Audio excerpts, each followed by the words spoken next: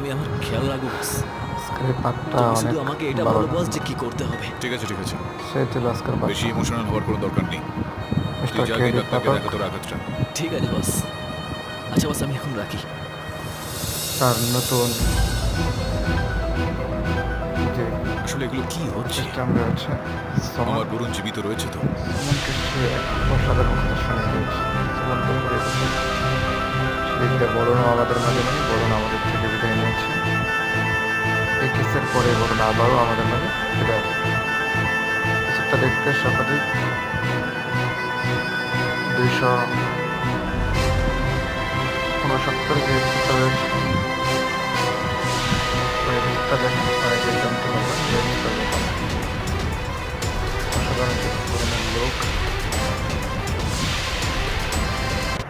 হ্যাঁ আমি আমার খেয়াল রাখবো বস।